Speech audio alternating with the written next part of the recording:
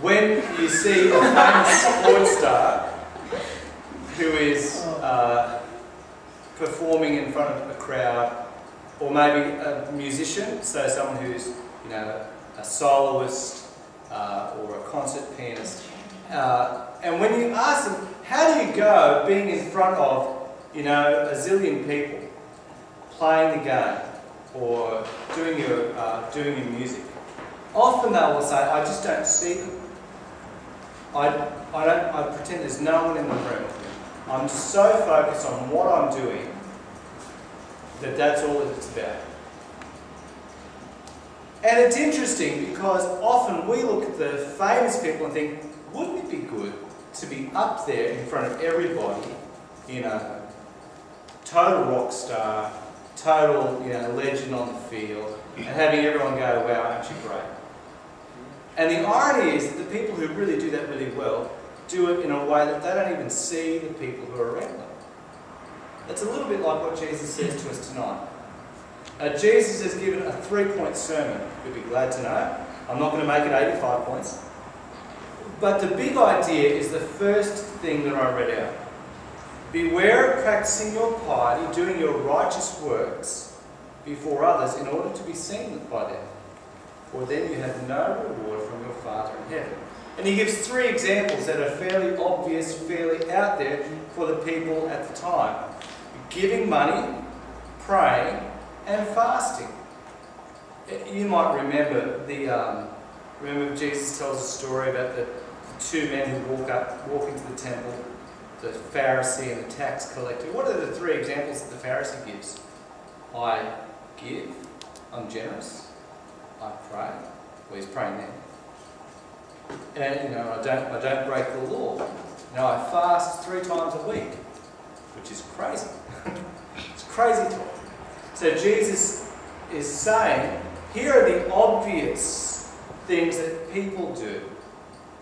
He says, don't be obvious. If I could summarize this, he says, play to an audience of 1. Not you, but your Father in heaven. It doesn't matter what other people think about what you do. They may be impressed. They may be unimpressed. It doesn't really matter what they think. What matters is, what does God think? I know a famous Sydney clergyman who expressed once a desire to go around. You know, in churches they'll have little plaques on things. You know, this donated by the Smith family for, you know, whatever. He wants to go on all of them and just write paid in full on all of them because they have received their reward. I'm not saying don't give money to church for things, but the idea of having a plaque so that everyone will know that you were generous and gave this sort of defeats the purpose, doesn't it? And Jesus says, when you give money, don't make a big deal about it. And he says, it's so funny, the way he says it, do not let your left hand know what your right hand is doing. Think about that for a second. Not that my hands know anything, right?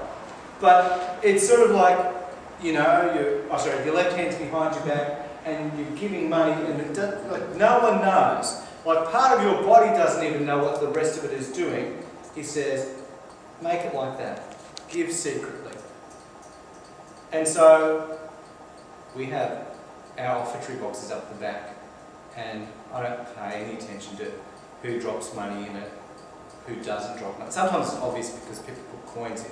If you want to be unobvious and subtle, notes. I see what you did there. Or Checks. thousands of dollars. No.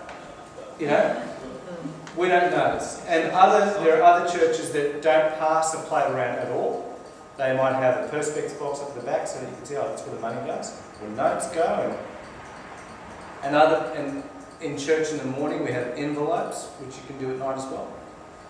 So it's not about being seen. It's about the fact that we're giving money for a purpose so that something is done with that. And Jesus doesn't say, don't give money. He says, just don't be like the hypocrites. Now, can you imagine saying, Hypocrites. That's me. I want to be a hypocrite. I want to be just like them.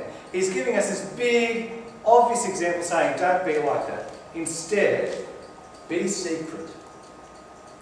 And when you pray, don't be like the hypocrites who walk in the front and pray in loud voices and stand on the street corners so that people will see them and go, wow, doesn't he pray well?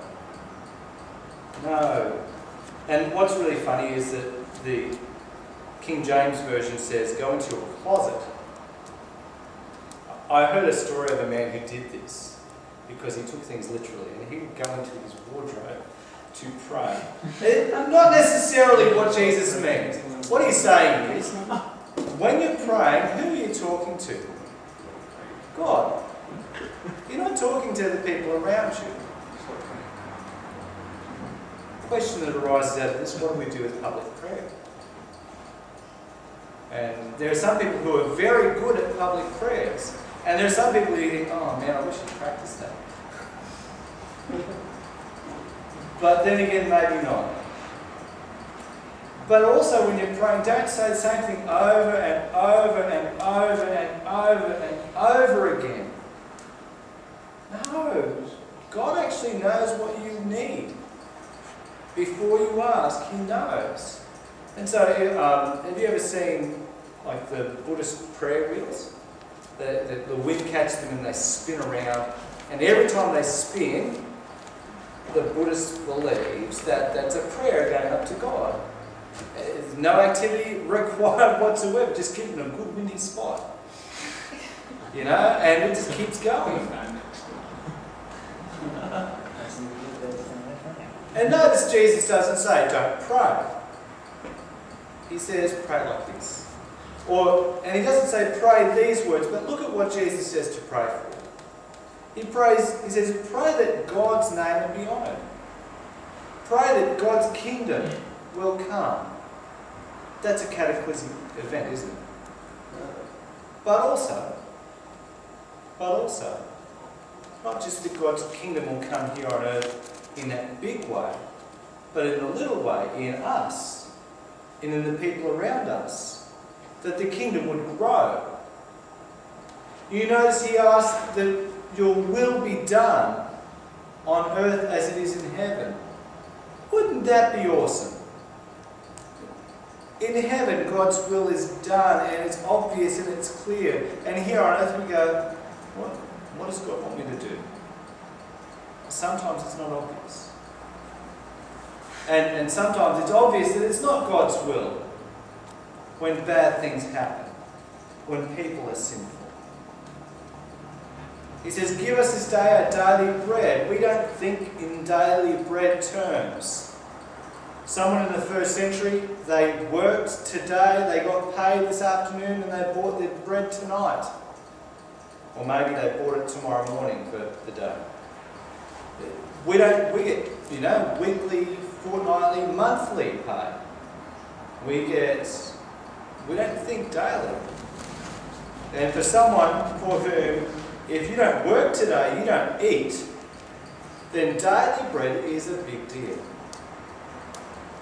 And Jesus says we know where it comes from, don't we? God gives us our daily bread, even though it's through working or in our family. Forgive us our debts, our sins, but notice, as we forgive those who sin against us, or as we have forgiven our debtors. It's not an easy forgiveness. Jesus wants us to forgive, to be like Him, to be like His Father. We've already seen that, haven't we, in the Sermon on the Mount. To be like God. And do not bring us to the time of trial is another translation of lead us not into temptation. Not the idea that God would tempt us. Not the idea that God is just trying to trick us so that when we trip up in sin. But protect us from temptation. Make my path one today that I'm not going to fall into sin. And rescue us from the evil one. We're going to pray.